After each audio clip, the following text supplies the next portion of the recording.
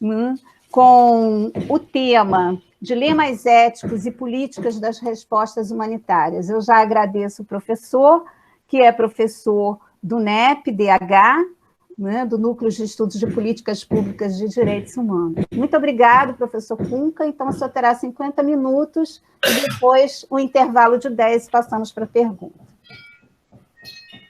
Bem, boa tarde a todas e todos. Muito obrigado, professora Miriam, professor Richard. Tem sido um prazer pessoal, intelectual, institucional e certamente político, né? E a gente tem iniciado uma parceria que não esperávamos que tivesse tanto sentido e tanta potência, né? Com tantos encontros tão fortes e que tivesse um significado tão sintético, colocando as questões da subjetividade do corpo e do território diante de um cenário que abre a agenda do século XXI.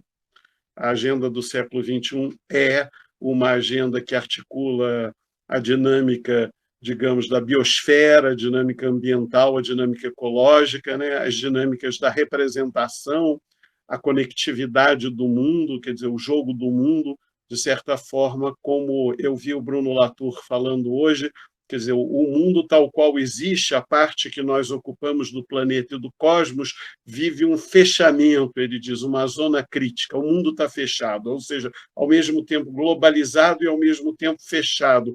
Fechado, digamos, porque as suas fronteiras de expansão barraram no limite do domínio da natureza e barraram no limite da dinâmica do excesso. Eu gostaria de dizer que, quer dizer, como nós trabalhamos todos com temas de dor, sofrimento, combatendo, né, a dor e o sofrimento com o paradigma da saúde que vocês trabalham, o paradigma dos direitos humanos trabalha muito com as violações também. Então, o tema da violência é um tema central. E o tema da violência tratado nessa chave. Que chave? É do retorno ao território. E o retorno ao território é o retorno ao corpo. A era virtual é profundamente corporificada. O número de leitos, não é? Os corpos, os caixões, os cemitérios, as famílias, os respiradouros, a materialidade do corpo, a falta de oxigênio, quer dizer, todos os elementos e os ingredientes da vida indicam que nós não estamos apenas a dinâmica do bios, da população, da reprodução, ela se articula muito concretamente com o fato de que nós somos seres e sujeitos corporificados. Então, essa ideia de sujeito corporificado é uma ideia da Ana Clara Torres Ribeiro. Ela aparece na Judith Butler hoje em dia, mas ela já foi esboçada aqui, escrita, tem um pequeno texto dela, inclusive, que fala sobre bioética. É um texto muito curto da professora Ana Clara, que ela faleceu há 10 anos atrás. Nós estamos há 20 anos da morte do professor Milton Santos, né, para o tema do território e do espaço, e estamos há 10 anos para uma sociologia do presente que tem uma antropologia do poder e da técnica que leva em conta o espaço e o corpo, e a Ana Clara estava com uma contribuição importante aí, porque ela fazia uma sociologia do presente, uma sociologia do contemporâneo, uma sociologia da ação espacializada dos sujeitos. Claro que o nosso espaço hoje é o da megacidade, nosso espaço é do planeta urbano, o nosso espaço é constituído a partir do desenvolvimento da Revolução Industrial, o nosso espaço é o espaço das técnicas, o nosso espaço é o espaço das comunicações, o nosso espaço é o espaço farmacológico, químico, biológico. Não é? Então, as indústrias centrais de poder são indústrias que fabricam a subjetividade técnica e cultural via comunicação e informação, não é? São as técnicas de desenvolvimento do corpo via todas as estratégias, não é? De saúde, farmacológicas, alimentares e outras, né?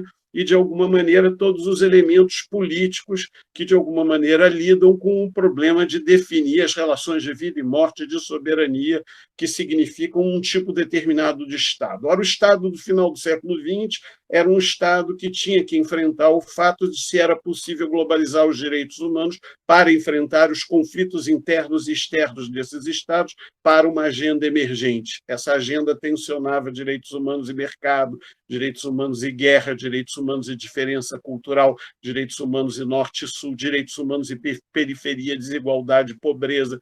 Quer dizer, todos esses temas também se articulavam com certos elementos novos ligados ao meio ambiente, o ecossistema, a água, o alimento, todas essas questões decisivas. Então, de alguma maneira, eu acho que a gente pode abrir, não é, o início e a reflexão tentando definir a macroconjuntura e a conjuntura muito concreta, a conjuntura social, a conjuntura territorial. A conjuntura territorial, nós temos assistido, é uma conjuntura que foi marcada pelo urbanismo de guerra e pelo urbanismo de mercado, né? Nossas cidades, principal o Rio de Janeiro, é paradigmático, né? O marketing estratégico dos grandes eventos, né, dos grandes impactos, dos grandes projetos, combinados com a garantia da lei e da ordem, combinados com as ações policiais sobre as favelas, combinados com a presença das milícias, elementos muito concretos de como esse território já estava marcado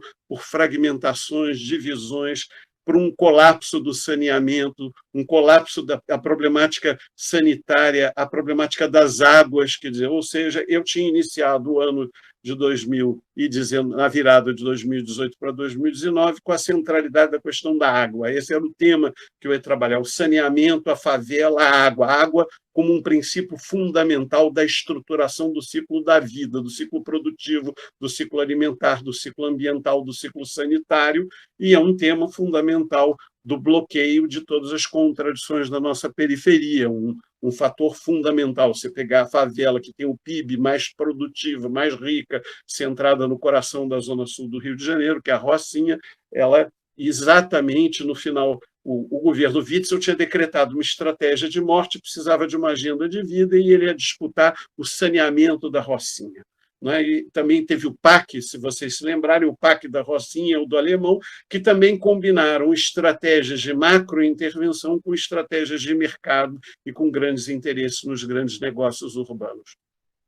Hoje, todo esse cenário colapsou. Colapsou o BRT, colapsou o teleférico, colapsou prefeitos, governadores foram presos, etc., etc., etc. Uma enorme crise de representação, a GLO. Então, a conjuntura brasileira já se apresentava com características e marcas de esgotamento ambiental. Nós tínhamos tido alguns dos maiores desastres ecológicos e ambientais do mundo na área de mineração.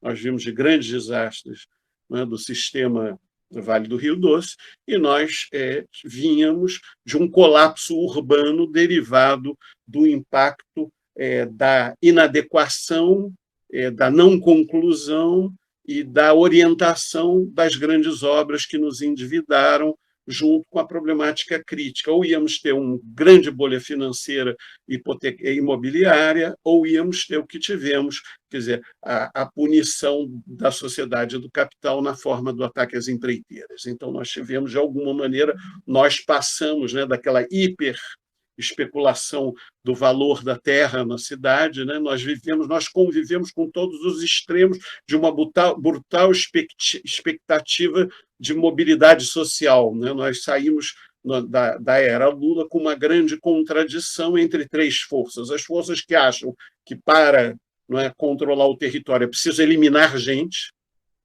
é preciso exterminar, é preciso reduzir a população, é preciso matar, é preciso destituir, é preciso segregar. Nós temos aquelas forças que acham que o mercado vai fazer a mobilidade, a prosperidade, etc., via o capital, com todos se tornando empreendedores, e nós temos as forças da reforma urbana, da reforma social, etc., mas que estavam com uma agenda apenas do consumo de massas. A agenda foi muito reduzida.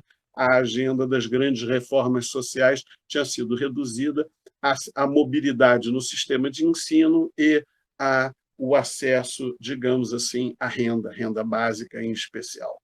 Não é? Então, de alguma maneira, o cenário brasileiro apresentava um caráter onde o grande nó crítico, o grande gargalo nas infraestruturas, em grande parte estava ligado ao saneamento, em geral, no problema da água e do esgoto, da moradia popular e de todo o conjunto de aspectos de tensão e morbidade que se articulavam com o discurso da guerra.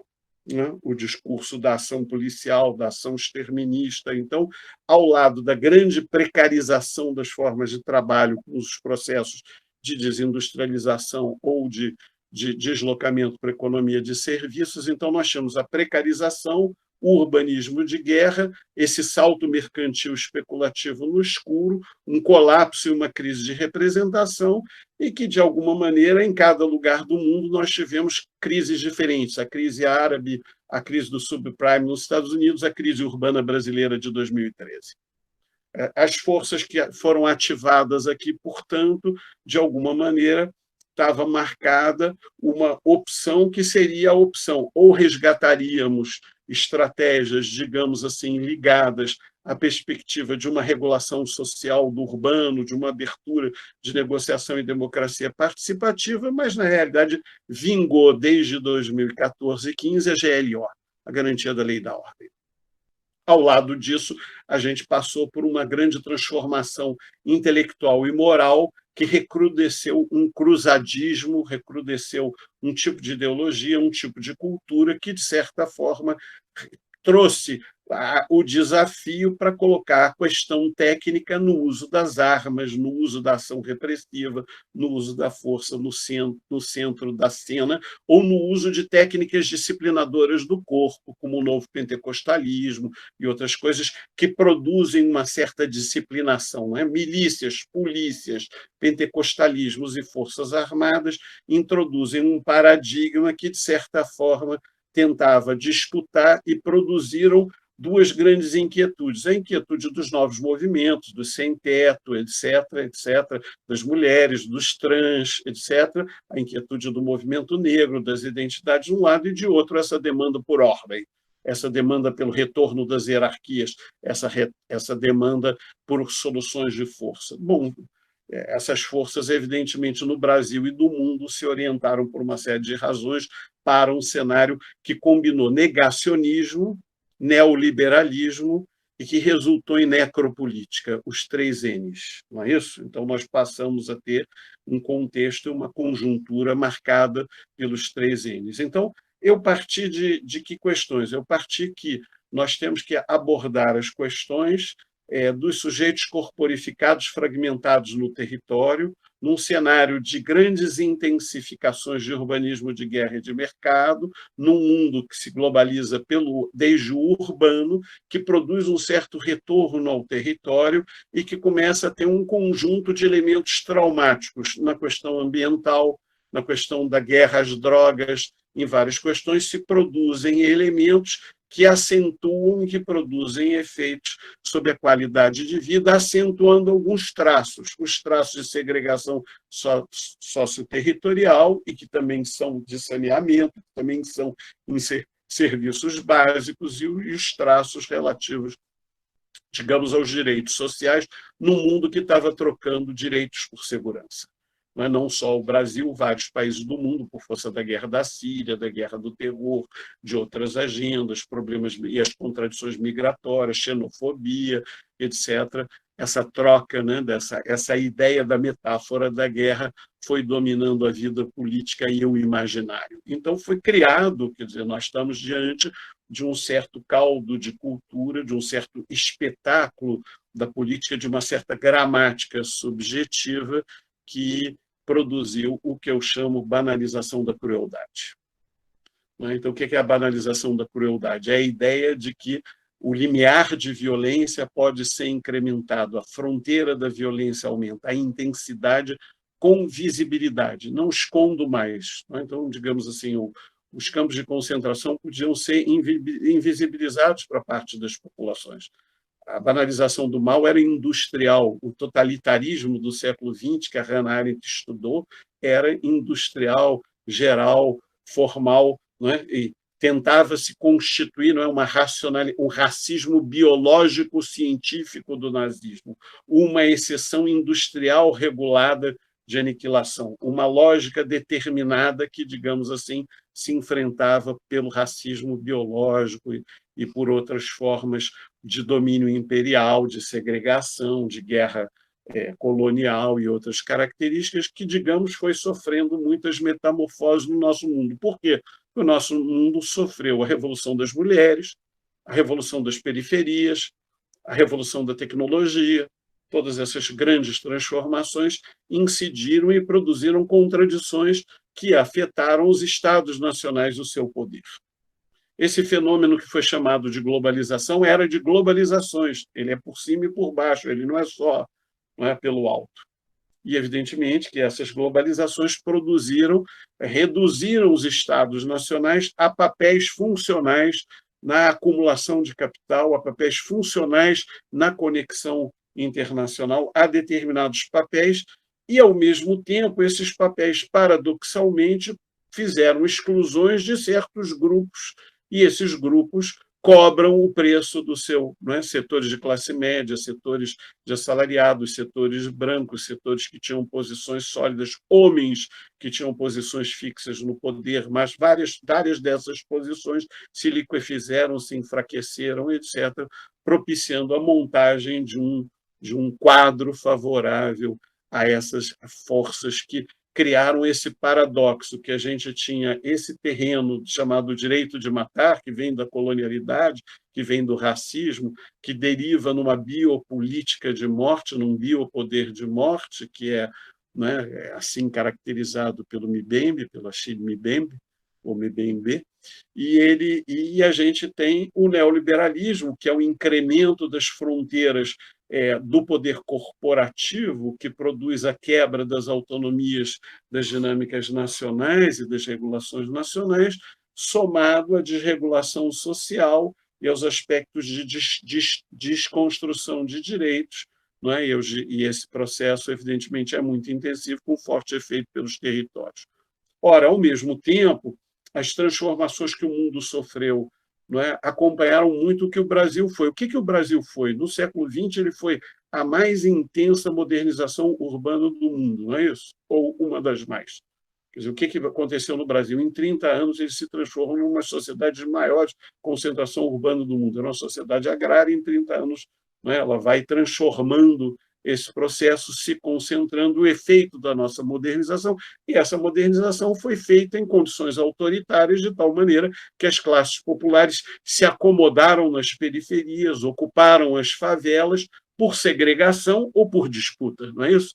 Quer dizer, produziram e construíram contra finalidades em relação ao sistema. Então, o sistema conviveu com a necessidade de sobreexplorar essa disponibilidade de força de trabalho, discipliná-la e, ao mesmo tempo, reduzir ao máximo os custos para atendê-la. E como ela se atendeu? Ela construiu um território periférico, ela construiu a favela, ela fez a autoconstrução da moradia.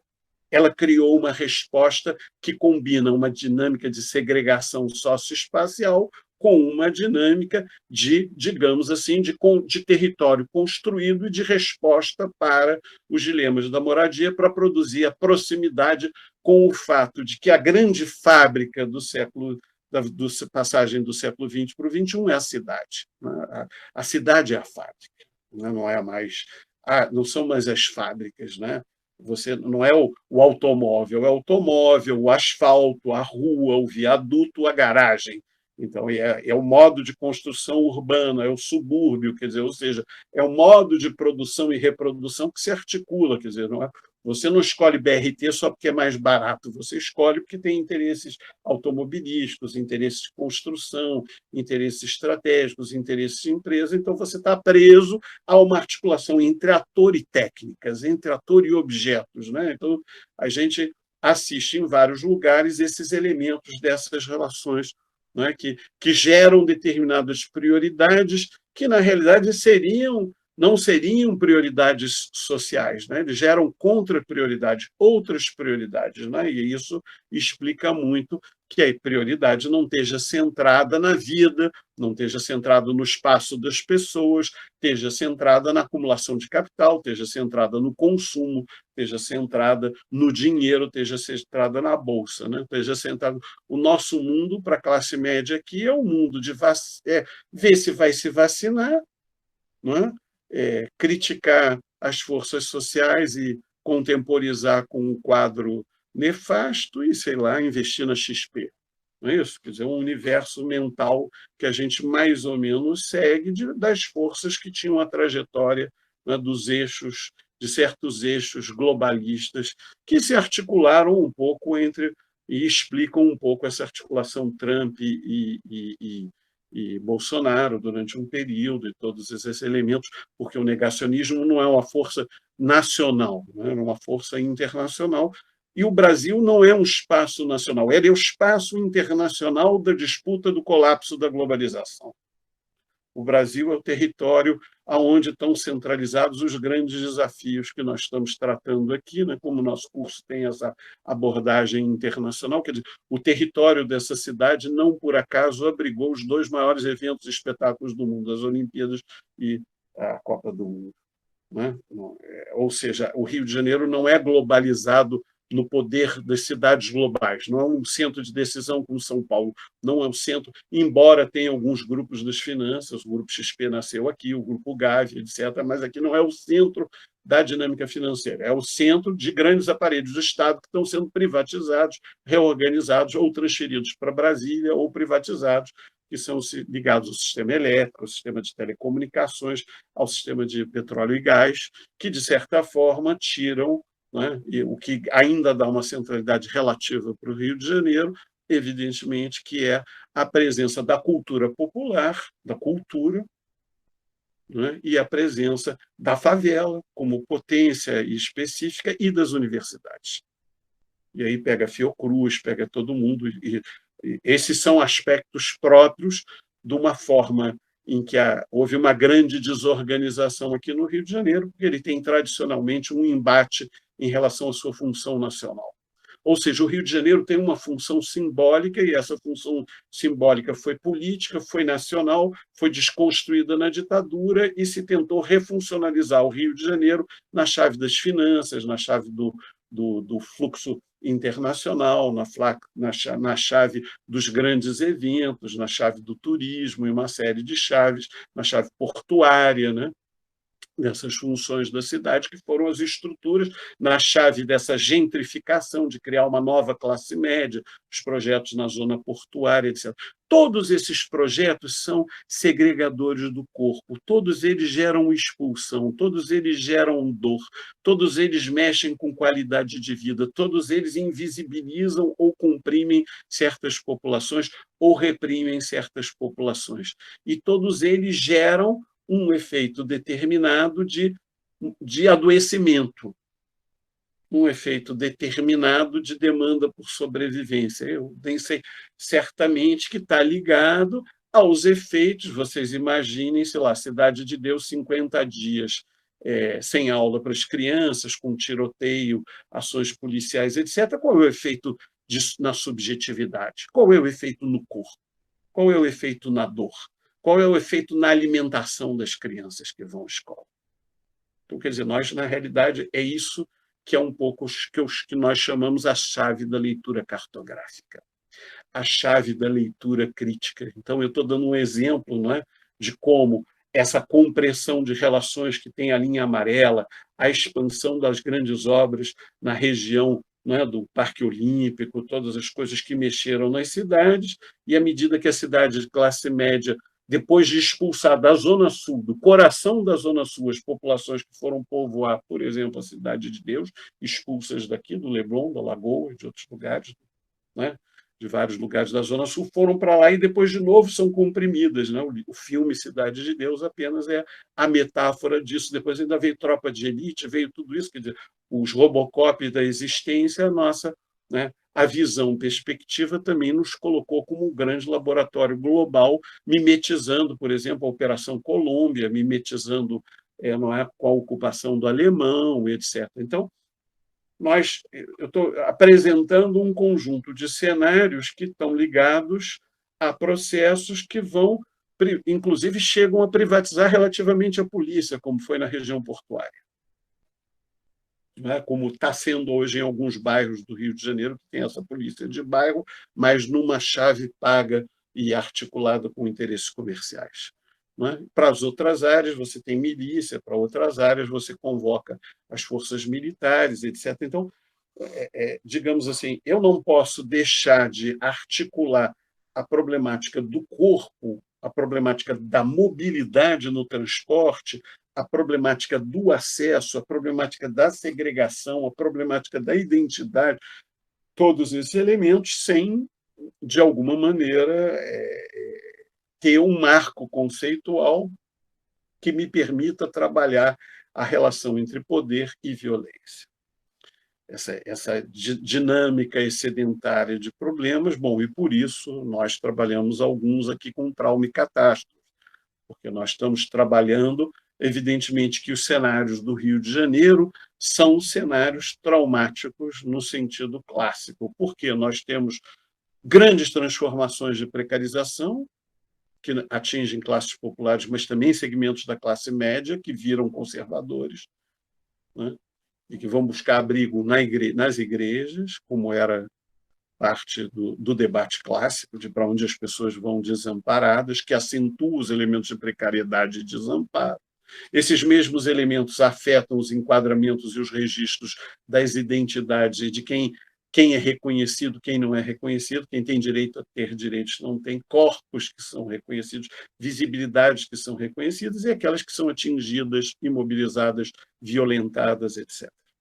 É claro que há práticas de violência não vistas, invisíveis para muitos, porque elas precisam do olhar para o outro para ser caracterizado como violência. Eu vou dar um exemplo bem preciso de uma aluna minha da medicina que veio para uma aula minha chamada Banalização da Crueldade, e ela trouxe, eu disse, deem exemplos, e cada um deu o exemplo dela, foi muito simples. Ela entrou fruto da mobilidade na UFRJ, uma negra, na medicina, uma jovem negra, super consistente, intelectual, politizada, capacitada e tal, conseguiu passar na barreira, entrou na universidade, vai para a aula de autonomia, de anatomia, e na aula de anatomia os corpos todos são corpos de indigentes, são corpos negros, são corpos, ela dizia, eu me vi numa dupla condição que eles nunca tinham visto. A cor dos corpos passava como naturalizada, eles eram peças de outra cor que eram indigentes, mas não eram negros. E ela faz uma leitura daquilo com um corpo negro. Ora,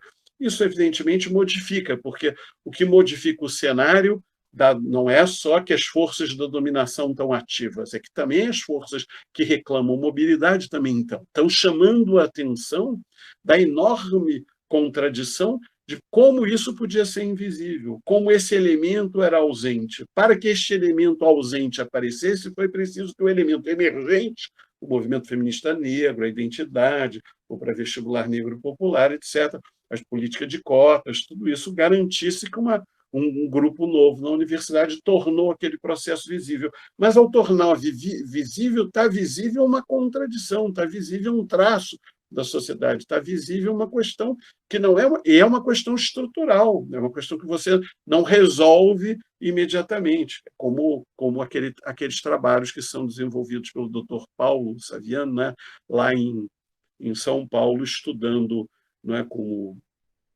fazendo todo o trabalho de leitura, né, de patologia, como patologista, toda a leitura dos corpos mortos durante a pandemia, mostrando quem morria, como morria, de onde vinha, inscrito isso nos corpos. Não é isso? Então, eu estou, de certa forma, traduzindo para vocês como essa cidade, nessas dinâmicas de acumulação do excesso, dinâmicas do espetáculo, dinâmica de GLO, dinâmica de resistência territorial de construção autônoma da cidade, tentativa de imposição de práticas urbanísticas, etc.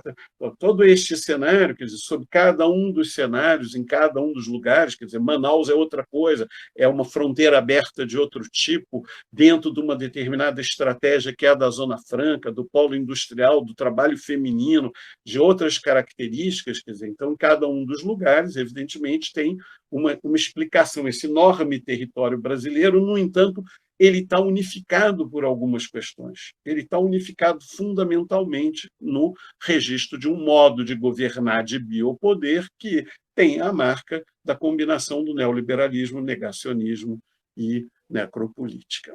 Bom, não é à toa que hoje o tema é o youtuber que chamou presidente genocida, quer dizer, nós estamos num momento jurídico extremamente delicado, porque é um momento jurídico que ele é centralmente biopolítico, quer dizer, ele está marcado por chegar a 300 mil mortos.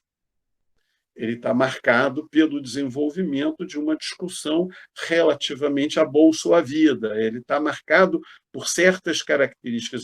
Claro, o negacionismo russo é outro, o negacionismo francês é outro, o negacionismo suíço e alemão é outro. Existem, são fortíssimos, não é essa a questão. Mas é que, entre nós, eles constituíram um aspecto que tem destaque no mundo todo, mas nas Filipinas, no Brasil, em alguns lugares, ele é mais destacado. O que é? Ele passa ao ato na intensidade. Ele é sem amarras. Ele é dito verbalmente. O sujeito diz, eu vou te matar. Quer seja a doutora Ludmilla, quer o presidente da República, é um sujeito que lá atrás dizia sobre o antigo presidente, o atual presidente dizia, sobre Fernando Henrique, gente como ele tinha que estar morta, tinha que matar 30 mil. Ele diz da ex-presidente Dilma, eu admiro o sujeito que torturou, o sujeito que te infringiu dor. O que isso significa? Isso significa o que eu chamo de crueldade. Nós vivemos a banalização da crueldade.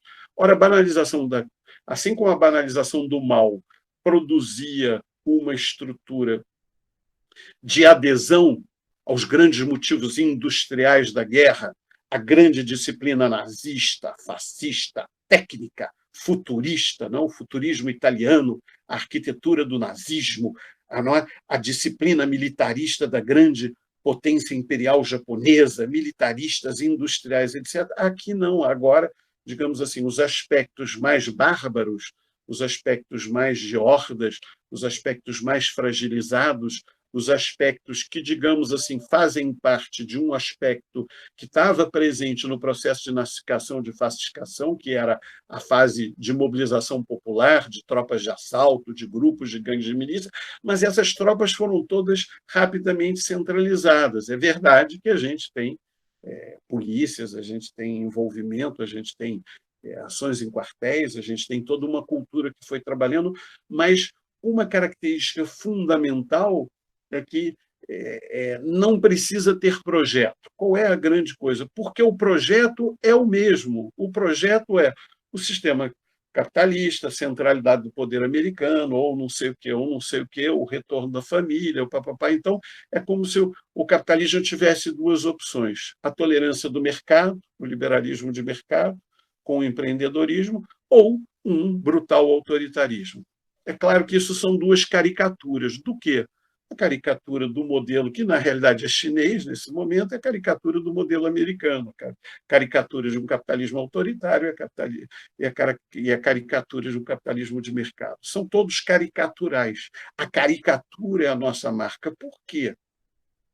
Não é? E como isso opera? Isso opera nessa dimensão, digamos assim, que se tornou muito afirmativa, que tangencia o contexto que alguns vão chamar de barbárie, né? Quer dizer, ou seja, que é quando colapsa a modernidade, que é quando não... O que é a ideia da violência extrema? Ela tem a seguinte característica, ao contrário, isso o Mbembe, com o conceito de necropolítica, quer colocar o que ele diz para o Foucault. O Foucault diz: o poder produz uma economia, uma rentabilidade. Eu controlo os corpos, docilizo os corpos, disciplino os corpos e aumento o poder de gestão sobre a população, comandando a vida.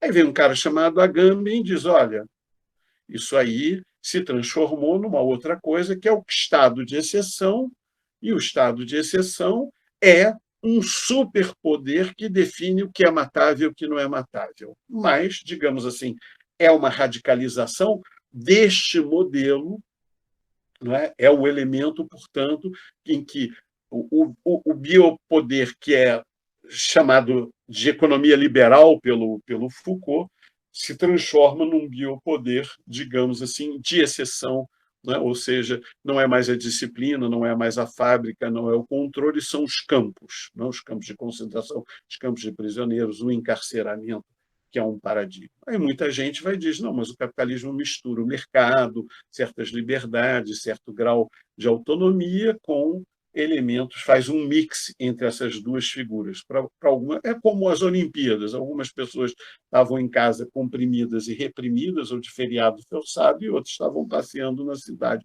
durante as Olimpíadas. Não é isso? Nós temos dois mundos paralelos. Alguém fez ontem essa imagem, foi aquele neurocientista Nico Vélez, né? Ele falou que é como se a gente tivesse dois universos paralelos. De fato, aqui a gente chama de bolhas. As bolhas na informática, elas só podem existir, diria o Bruno Latour, se tiver, elas só lembram os laços sociais, quer dizer, são bolhas que já existiam na vida social. A nossa vida social já era segregada, já era em bolha, já criava essas subculturas, já fermentava esses elementos.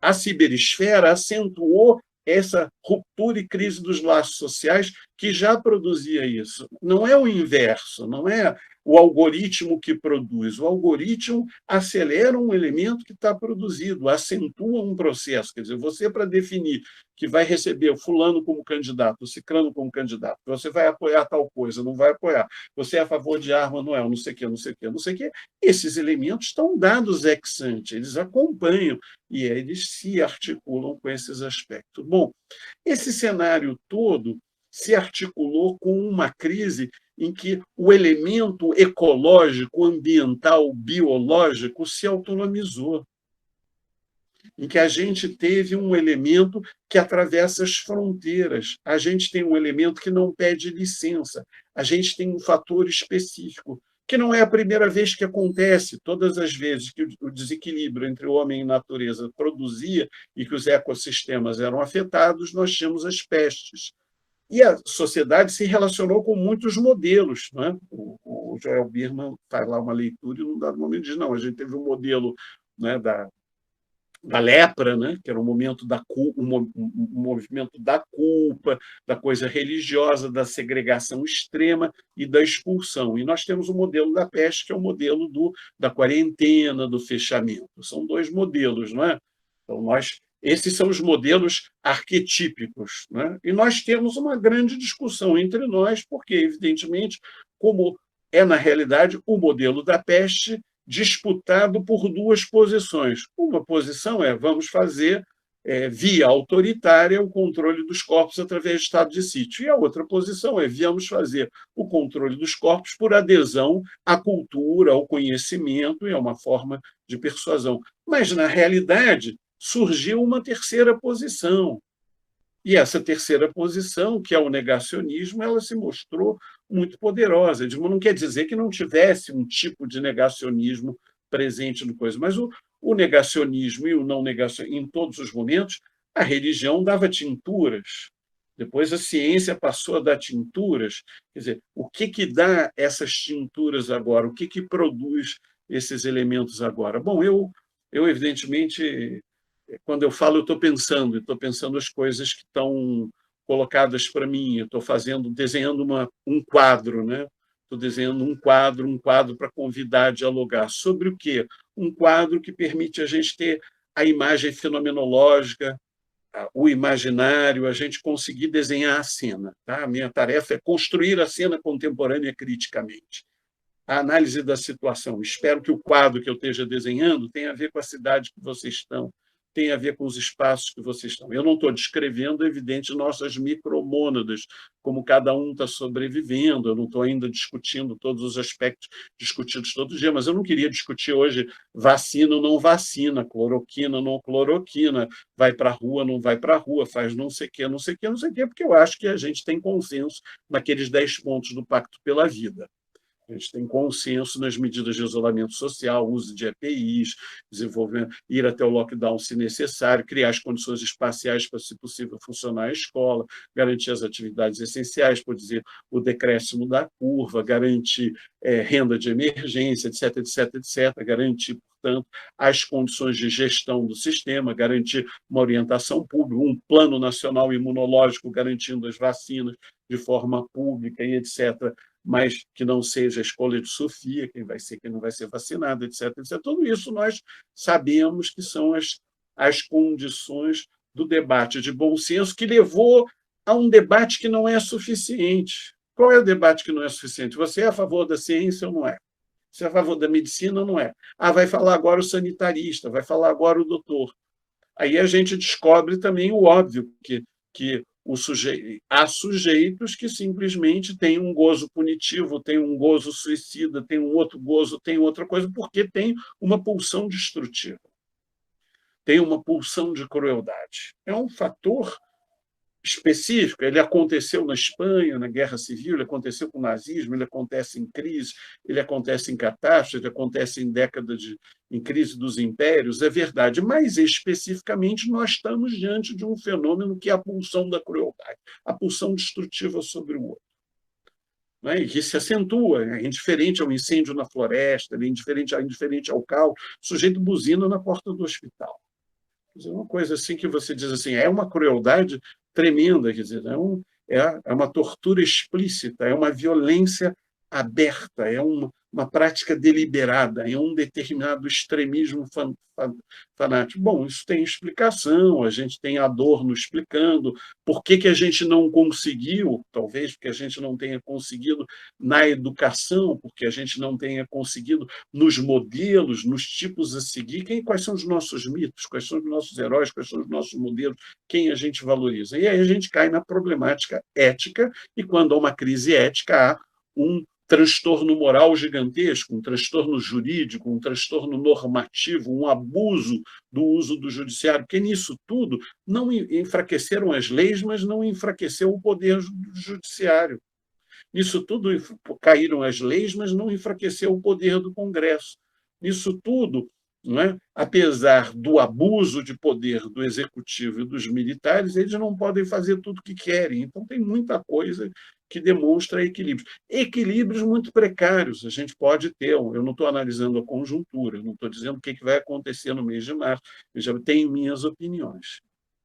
Apenas estou tentando descrever para ver se as categorias que nós estamos trabalhando estão funcionando e como devem ser os modelos de análise que devem articular subjetividade, corpo e território, a escala e a complexidade do fenômeno urbano hoje, as dimensões relativas da troca de direitos por segurança, os elementos de uma crise do consenso, o inverso do consenso, ou seja, o suposto do ciclo social da ONU. Quando o Richards fala, é um otimismo brutal na fala, não é?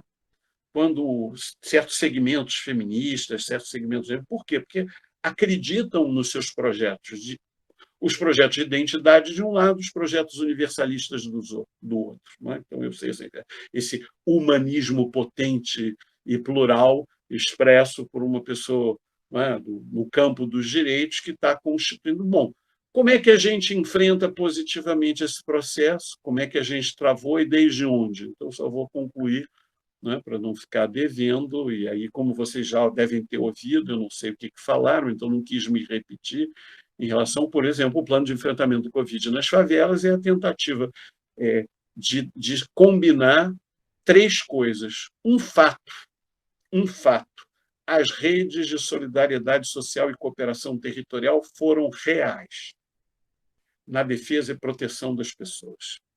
Então, teve uma cooperação horizontal e um associativismo que não foi religioso nem estatal. Esse foi um aspecto molecular, mas simbolicamente muito importante para não vencer, não é, uma visão negacionista pura ou uma visão, digamos, estatista pura. Então, esse foi um aspecto importante. Por quê? Porque mostrou que há atores, há uma inteligência coletiva no território, há um associativismo que apresenta valores de cooperação e solidariedade, que corresponde também a uma nova intelectualidade, uma nova representação de mulheres negras no parlamento, há uma presença da cidadania, da favelania, da potência da periferia e da sua centralidade na agenda da cidade. Bom, isso... O Boulos tirou o segundo lugar em São Paulo. Aqui tinha 3 candidatas mulheres e 2 negras. Quer dizer, talvez o Marcelo Freixo iria para o segundo turno. Quer dizer, o Paes precisou dessas forças todas para votarem nele, para ter o resultado resultado. Eu não expliquei. O Rio de Janeiro é um caso à parte, porque o Rio de Janeiro é o único lugar que ia ter um segundo turno de oposição e acabou sendo o único lugar que teve um segundo turno mais conservador, ao contrário do que você esperava para São Paulo. Você esperava que São Paulo fosse assim. E essa inversão se deu por conta do quê? Se deu por conta da dinâmica do medo. Se deu por conta da dinâmica da gestão e administração pelo medo. Se deu por conta da delicadeza da situação daqui, né? Porque aqui é um lugar que mata a gente. Aqui vem sob o signo da Marielle, tem corpo, corpo com cor, tem bio, né? De novo, introduz o elemento bioético, como está dito, ele é um elemento que lida com o biológico, o ecológico, lida com as dinâmicas da vida e lida com a problemática da representação corporificada. Sujeito, consciência, não é? Se articulam também com a existência de corpos, e os corpos foram biologizados, racializados, fragmentados, etc. A identidade é uma resposta, mas a identidade, a direita também faz identidade, os arianos racistas também fazem identidade, os sexistas também fazem identidade. Então, nossa questão não é uma identidade essencialista, é uma identidade de construção. Aí o debate da Judith Butler, o debate do feminismo, o debate próprio do isso é um tema do nosso Fanon, por exemplo, isso é um tema da Lélia, etc., mas nós temos as leituras americanas, outras leituras, todas essas leituras são importantes, mas o importante é que está dada essa corporificação do sujeito na disputa da cidade e tal. Bom, e acho que é isso, quer dizer, que a centralidade do social, que era uma conversa entre a Ana Clara e o Milton Santos, entre a socióloga e o geógrafo, né? Nós perdemos o Milton Santos há 20 anos, nós estamos necessariamente tendo que repensar o território popular e a passagem do técnico científico para o popular, as relações de horizontalidade, a produção de uma outra globalização, de uma contra-espacialidade, porque também está em questão isso. Quer dizer, nós criticávamos a globalização, mas também precisávamos de alguém. Né? O Milton Santos falava de outra globalização, como Boaventura fala de outra globalização, quer dizer, nós somos a Angela Davis aqui com a Marielle, né? O movimento negro americano com o movimento negro brasileiro, quer dizer, a África com o Brasil, quer dizer, nós não temos mais, né? Nós somos um mundo que necessariamente nós estamos atravessados, nossas classes populares e nossos movimentos sociais são celulares, são moleculares, são telemáticos, não é? Usam as redes, usam as tecnologias. Isso é um tema do Milton Santos, que dizia que os homens do tempo banal, os homens que vivem no cotidiano de um ritmo temporal popular, poderiam manejar o caráter mais dócil dessas tecnologias. E essa luta das tecnologias, evidentemente, está evidenciada, está aí. Né? De um lado, todas as coisas das fake news, dos youtubers, do não sei o quê, tudo em discussão. Isso não é resolvido no terreno da técnica. Isso tem corpo. Alguém vai para a cadeia, alguém vai preso. A cadeia tem corpo na cadeia. A cidade tem gente. Isso, quer dizer, eu, para ter nuvem telemática, eu preciso de energia. Quantas centrais nucleares é preciso para manter a energia das nuvens? Diz o Bruno Latour pergunta. Ele tem lá um cálculo da quantidade de energia necessária para ter a nuvem. A nuvem virtual ela precisa de eletricidade. As camadas do 0 ou 1 digital e dos algoritmos precisam de camadas elétricas de ondas. Então, tem materialidade. Então, Conca. concluo. Já está concluindo? Não, já é a minha conclusão, quer dizer, já me estendi sobremaneira. Eu só queria passar as imagens. Dá tempo? Tá, dá sim. Desculpem. Eu vou fazendo, aí acabo. Não, irrelevante. Ficaríamos a noite toda aqui. É muito bom te ouvir. Olha, isso eu quero mostrar. Isso aí é o quê? A Rocinha. Ela está ao lado das maiores concentrações de renda do Rio de Janeiro. O mais alto IDH do Rio de Janeiro está na Gávea, né? Ali no Leblon. Ela é um coração produtivo, ela oferece força de trabalho, 10 mil pessoas vão trabalhar aí por dia, vindas de fora, quer dizer, ela gera uma riqueza enorme, constrói suas soluções, inclusive se verticaliza, né, com aquelas contradições todas da sua verticalidade. Tem um enorme poder, e deve ser inamovível, tem essa potência da proximidade, que é uma vantagem relativa do ponto de vista arquitetônico e urbanístico, e traz alguns problemas na ordem sanitária. Então, traz várias questões. Então, exatamente, isso significa que produzir o isolamento nas condições da favela não é só pela mobilidade urbana, é também na capacidade de pensar os elementos desse território, as cisternas, as caixas d'água, os comportamentos, as máscaras, o comércio, a vida. Isso é uma cidade. Então, só quero fazer uma observação. E é uma cidade dentro da cidade e, portanto, não é uma comunidade, é cidade. Não é isso? Assim, é cidade. Ela faz cidade, constrói cidade. É muito mais interessante, até do ponto de vista urbanístico, em relação à feiura da cidade verticalizada, apresenta certas características morfológicas interessantes da cidade popular, é algo que tem a ver com a cidade romana antiga, que tem coisa, quer dizer, tem muita coisa que pode ser discutida em torno da tecnologia, do que fazer, etc. Tem potência, e aqui foi um dos lugares que a solidariedade foi forte, como na Cidade de Deus, como na Maré, etc. Então, é só para observar, mas teria um conjunto de discussões que nós estamos todos tratando. Aqui se travou grandes batalhas. A cada ciclo, aqui mataram Amarildo, aqui teve a coisa que proibiu o Lula de descer para o PAC, aqui teve o PAC 1, aqui teve a maior manifestação para o PAC 2, para definir, foi até a casa do Sérgio Cabral para propor o que fazer como transformações urbanísticas. Então, e aqui, evidentemente, tem uma simbologia, mas eu só quis trazer. Bom, aqui está o Rio de Janeiro, né? É obra sua, Pedro? É uma foto minha. Eu tirei do alto do Hotel Nacional. Então, para pegar o conjunto, pegar o Cristo e poder fazer leitura pegando também o objeto do Niemeyer, que é controverso. O pessoal diz, caro, por que fez isso? Mas é chave, porque você olha, tem uma força enorme o Niemeyer junto com a Rocinha. Isso então, pessoal, esse é o artista Cunca, hein? Acompanhem o trabalho dele. Vamos lá, continua, por favor. Isso aqui eu fiz o seguinte, eu me fiz uma pergunta um dia. O Brasil tem muitos... essa coisa de execução sumária, massacres, etc, etc, etc. E eu fui fazer uma pesquisa da dificuldade de pesquisar com isso, mas, num dado momento, eu fui vendo que se eu juntasse as fotografias e fizesse uma colagem, eu tinha a cena de quem morre, como se mata gente no Brasil. Eu não ia ter a grande cova coletiva, mas eu ia ter a soma desses massacres, né, que a gente tem. Então, eu fui fazendo, eu podia fazer isso aqui com centenas e milhares de fotografias. Quer dizer, e, na realidade, também podemos fazer com os corpos da epidemia, né? Também podemos fazer com várias coisas. Quer dizer, aí nós podemos caracterizar a estrutura genocida das relações sociais no país.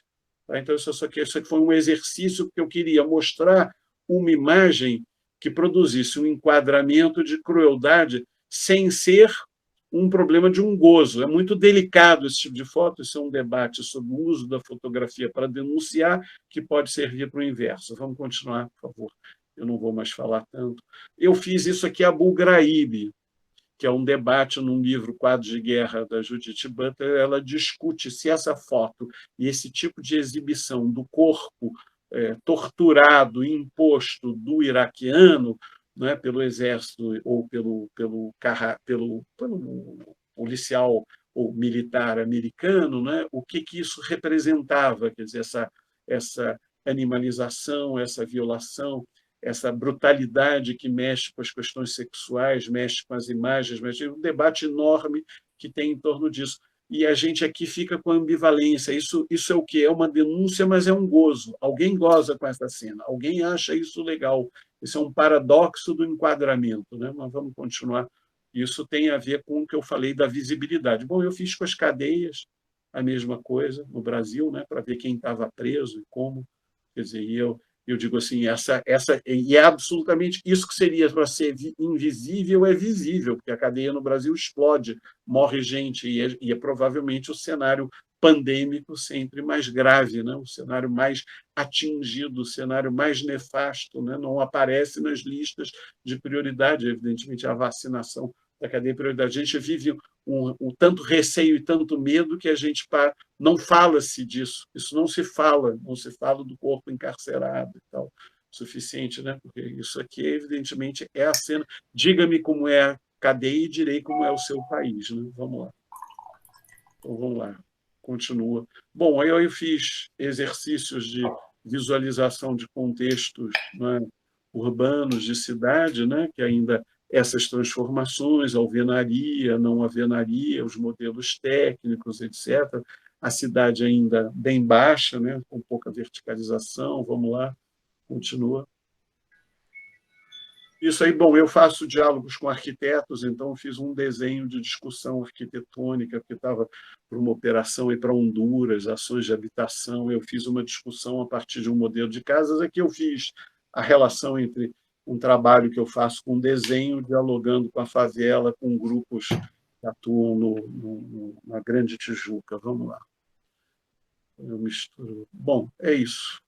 Então, estava só dizendo porque eu acho que o desenho é uma ferramenta importante para o diálogo do que a gente vê, né? E como a gente trabalha com a fotografia, como a imagem é importante, né? Como a imagem tem poder mobilizador, como ela tem capacidade, como ela pode traduzir, né? Como um mapa, uma fotografia, um ícone. Então, as cartografias são também registros que podem ser feitos pelas crianças. Por quem não sabe escrever, pode desenhar uma imagem, pode fazer um outro registro, pode ajudar na construção de um mapa, da descrição de uma situação, né? E a gente pode se comunicar, né, com ferramentas mais integradoras da temática, como eu disse, que é a temática da relação entre subjetividade, corpo e território, centralidade social da periferia e enfrentamento de um paradigma de transformação e direito à cidade, que articule com direito à vida, num contexto biopolítico contemporâneo, que é esse que a gente está trabalhando, que se articula, digamos assim, com a dinâmica da